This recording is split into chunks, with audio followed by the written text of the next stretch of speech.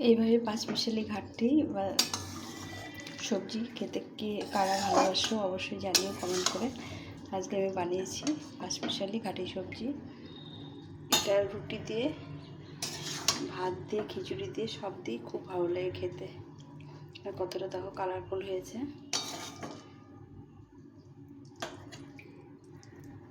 তো আমি কীভাবে বানিয়েছি আর কী কী সবজি দিয়েছি সেসব তোমাদের সঙ্গে শেয়ার করব। তোমরা সম্পূর্ণ ভিডিওটা দেখতে থেকো। আর যারা যারা ভালোবাসো তারা কমেন্ট করে জানিও যে এই সবজিগুলো কারা খেতে ভালোবাসো। আমার তো ভীষণ প্রিয়। আমি তো মাঝে মাঝে রুটি খাওয়ার জন্য এই সবজিটা করে নিই। রুটি খেতে ভীষণ ভালো লাগে এই সবজিটা দিয়ে। তো আজকে বানিয়ে নিয়েছি রুটির জন্যই। আজকে আজকে হচ্ছে জামাই ষষ্ঠী, সেই উপলক্ষে দুপুরে রুটির সঙ্গে এই সবজিটা বানিয়ে নিয়েছি। এটা খেতে রুটিতে ভীষণ ভালো লাগে। সব কিন্তু সেদ্ধ হয়ে গেছে সুন্দরভাবে, কিন্তু সবগুলো আবার গোটা গোটা আছে। আজকে ঘাটা ঘাটা করিনি, ঘাটা ঘাটা করলেও ভালো লাগে। আর এই গাঁঠি কচুগুলো দেওয়ার জন্য বেশি ভালো লাগে এই সবজিটা। তো আর কি কি দিয়েছি সেটাই আর কীভাবে রেসিপিটা করছি সেটা তোমাদের সঙ্গে শেয়ার করছি। তোমরা দেখতে থাকো সম্পূর্ণ ভিডিওটা, স্কিপ করো না।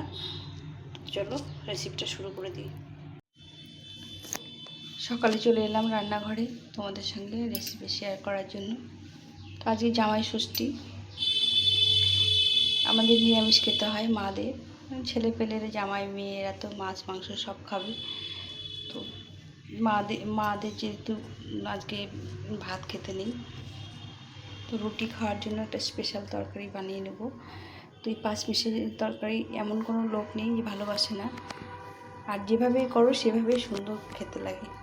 আজকে আমি পাঁচমিশালি বলতে অনেক সবজি নিয়েছি। প্রথমে দেখাচ্ছি, এটা কাঠি কচু, এটা শশা ফ্রিজে ছিল, একটু লাল হয়ে গেছে, এটা দিয়েছি। এখানে দিয়েছি দুটো পটল, সব অল্প অল্প করে দিয়েছি। এটা কুমড়োটা একটু বেশি দিয়েছি, এটা কুমড়ো নিয়েছি। বেগুনটা একটু বেশি দিয়েছি, কেন বেগুনটা না দিলে একটু ঘাটা ঘাটা হয়ে নরম হবে না। এখানে একটা আলু দিয়েছি, ঝিঙে দিয়েছি, এটা গাজর দিয়েছি। আর এখানে আমার ছাদ থেকে কিছু পুঁই শাক কেটে নিয়ে এসেছিলাম, দুটো ডাল নিয়ে এসেছি পাতাসহ, এই ডাল দিয়েছি, কিছু ডাল কিছু পাতা সহ। এটা চাপা পড়ে গেছে পুঁই শাকটার নিচে। তো চলো এগুলো সব দিয়ে একটা তরকারি বানিয়ে নিই। তো আমার মেয়ে নেই আর ছেলেরা বাইরে থাকে, যার জন্য আমার জামাই ষষ্ঠী মানে শুধু পুজো করি, কোনো অনুষ্ঠান হয় না এখনও বাড়িতে। ছেলের বিয়ে দিলে তখন কি হবে। তো আজকে আমি নিজের জন্যই এটা বানিয়ে নিচ্ছি। আর বাড়িতে একটু নিরামিষ পছন্দ করে, আমার সঙ্গে যেটা করি সেটাই খেতে পছন্দ করে। তো চলো প্রথমে তরকারিটা বানিয়ে নিই। একদম সোজা সাপটাভাবে বানাবো, খেতে অমৃত লাগে। চলো তোমাদের সঙ্গে রেসিপিটা শেয়ার করছি, দেখো কীভাবে বানিয়ে নিচ্ছি। তো এখানে আমি কড়াইটা গরম করতে দিয়েছি, গরম হয়ে গেছে। আজকে একটু তোমাদের সঙ্গে গল্প করলাম। অনেকদিন ইচ্ছে হয় গল্প করতে, কিন্তু আমি তো সেভাবে তোমাদের সঙ্গে কথা বলতে পারি না, আজকে করে নিলাম। তো বন্ধুরা তোমরা কিছু মনে করো না। আর তোমাদের ভিডিওটা যদি ভালো লেগে থাকে রেসিপিটা, তাহলে একটা লাইক দিয়ে বন্ধুদের সঙ্গে শেয়ার করো, আর সাবস্ক্রাইব করে বেল বাটনটা একটু অন করে দিও, তাহলে নতুন রেসিপিগুলো তোমাদের সঙ্গে শেয়ার করতে পারবো। আমি সেভাবে একটু কথা বলতে পারি না, যার জন্য ভিডিওগুলো কেমন হয় জানি না, তোমরা একটু কষ্ট করে দেখে নিও। প্রথমে আমি একটু দিয়ে দিলাম শুকনো লঙ্কা, দুটো শুকনো লঙ্কা ফাটিয়ে দিয়েছি, একটা তেজপাতা দিয়েছি, এর সাথে দিয়ে দেবো পাঁচফোড়ন, বেশ কিছুটা পাঁচফোড়ন দিয়ে দিলাম। এখন আমি এখানে একটা আদা থেতো করে নিয়েছি। এই আদা থেতোটা না দিলে পাঁচমিশালি তরকারিটা ভালো লাগে না। তো তোমাদের সঙ্গে আমি বলেই থাকি যে আমি একটু তেল মশলাটা কম ব্যবহার করি, যার জন্য তেলটা একটু কম দিয়েছি। এরপরে দিয়ে দেবো, এই একটা গন্ধ বেরিয়ে এসছে, আদাটা খুব ভাজলে ভালো লাগবে না, অল্প ভেজেছি। এখন আমি 4-5টা কাঁচা লঙ্কা দিয়ে দিলাম। দিয়ে আমি প্রথমে আলুটাকে দিয়ে দেবো, একটা আলু কেটে রেখেছিলাম, একটা আলু দিয়ে দিলাম। আলুটাকে একটু ভাজা ভাজা করে দিতে হবে, কারণ আলুটা চট করে সেদ্ধ হতে চায় না। তো আলুটাকে একটু ভেজে নেবো।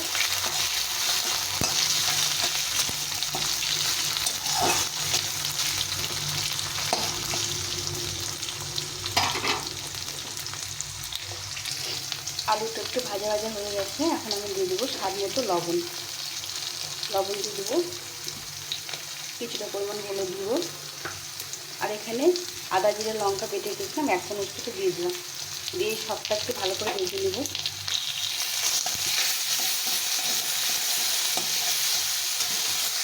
এখন আমি দিয়ে দেবো বাকি সবজিগুলো, সবগুলো একসাথে দিয়ে দেবো।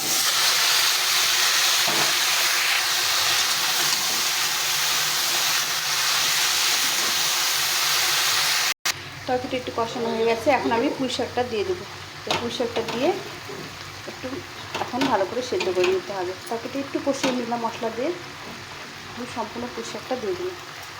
এখানে একটা ডোকা আছে, দিয়ে আবার একটু নেড়ে চেড়ে ঢাকা দিতে হবে। একটুকু জল দেবো না, জল ছাড়াই এটা রান্না হবে। যে সবজি জল বেরোবে সেটা দিয়ে রান্না হবে। এখন একটু ঢাকা চাপা দিয়ে সেদ্ধ করে নেব। সুন্দর সেদ্ধ হয়ে গেছে, দেখো গাটা গাটা হয়ে গেছে। আর স্বাদের ব্যালেন্সের জন্য একটু মিষ্টি দিয়ে দিলাম। নিরামিষ ঘাটে একটু মিষ্টি মিষ্টি হলেও ভালো লাগে। যে কোনো নিরামিষ সবজি একটু মিষ্টি মিষ্টি হলে খেতে ভালো লাগে। আর পাঁচমিশালি সবজি তো আরও বেশি ভালো লাগে, বেশি একটু মিষ্টি মিষ্টি হবে। ভালো করে নেড়ে চেড়ে দিতে হবে, দিয়ে কিছুক্ষণ রাখতে হবে। তাহলে একটু নরম, আরও নরম হবে। আর একদম সুন্দর একটা, দেখো কতটা সুন্দর হয়েছে, লবণীয় হয়েছে।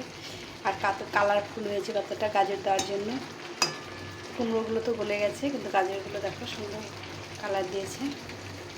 এটা একটু ঢাকা চাপা দিয়ে একটু চিনি দিয়েছি, একটু সেদ্ধ মানে ঢাকা দিয়ে রেখে তারপর নামিয়ে দিতে হবে।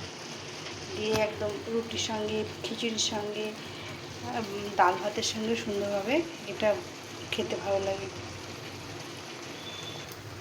হয়ে গেছে আমার পাঁচমিশালি ভাজি তরকারি। এটা একটু সেদ্ধ ভালো না হলে না খেতে ভালো লাগে না। পাঁচমিশালি সবজি সবসময় একটু ভালো করে সেদ্ধ করতে হয়। তো এটা হয়ে গেছে, এটা নামিয়ে নেব। তোমাদের রেসিপিটা ভালো লাগলে একটা লাইক কমেন্ট করো, বন্ধুদের সঙ্গে শেয়ার করো, আর বেল বাটনটা অন করে দিও। তো এখন এখানেই রাখছি। সবাই ভালো থেকো, সুস্থ থেকো। দেখা হচ্ছে পরের ভিডিওতে। টাটা।